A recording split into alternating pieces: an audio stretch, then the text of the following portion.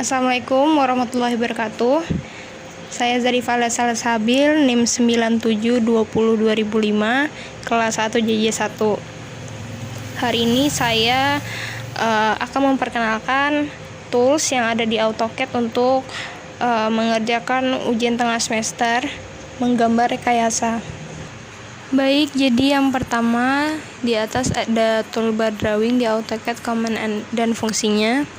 Yang pertama ada line, fungsinya untuk menggambar garis. Kemudian ada construction line yang berfungsi untuk menggambar construction garis lurus tanpa batas, garis lurus dengan referensi tertentu, dan trimming boundaries. Kemudian ada polyline yang berfungsi untuk menggambar garis dua dimensi atau garis yang dikombinasi dengan ARC atau garis lengkung. Kemudian ada polygon yang berfungsi untuk menggambar poligon atau segi banyak. Lalu ada rectangle yang berfungsi untuk menggambar segi empat. Kemudian ada circle untuk menggambar lingkaran. Kemudian ada revision curve untuk menggambar bentuk seperti awan. Kemudian ada spline untuk menggambar garis lengkung yang berulang-ulang. Lalu ada ellipse untuk menggambar oval. Di samping itu juga ada ellipse arc untuk menggambar oval namun tidak utuh, hanya lengkungan. Kemudian ada insert block untuk menggambar insert block attribute. Kemudian ada make block yang berfungsi untuk membuat blok atribut. Kemudian ada point untuk menggambar poin, lalu hatch untuk mengisi area tertutup atau tidak ada celah dengan warna atau bentuk pola, pattern, arsiran, dan gradient atau warna degradasi. Kemudian ada gradient untuk mengisi area tertutup atau gambar yang tidak ada celah dengan warna gradient. Kemudian ada region untuk convert gambar yang enclosed atau tidak tersambung ke dua dimensi region object. Kemudian ada table untuk menggambar table. Kemudian ada mtext untuk membuat multi-text. Kemudian ada add selected untuk menambah informasi geometri pada objek yang. Kemudian ada modify, toolbar modify di AutoCAD command dan fungsinya.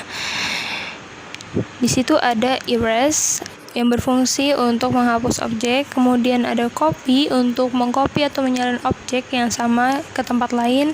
Kemudian ada mirror untuk membuat bayangan dari objek yang sama sehingga objek sama namun posisi yang berlawanan.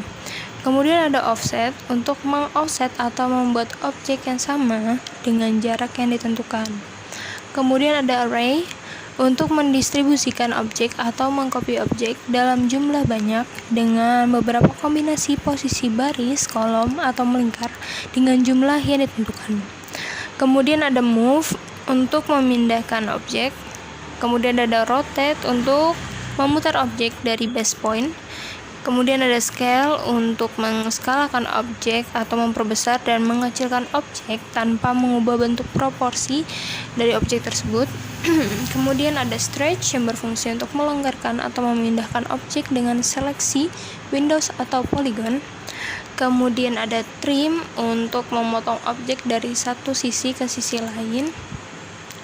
Kemudian ada extend yang berfungsi untuk memperpanjang objek ke sisi objek. Kemudian ada back at point untuk memotong project di antara dua titik, namun objek masih tetap utuh, hanya sudah tidak join lagi.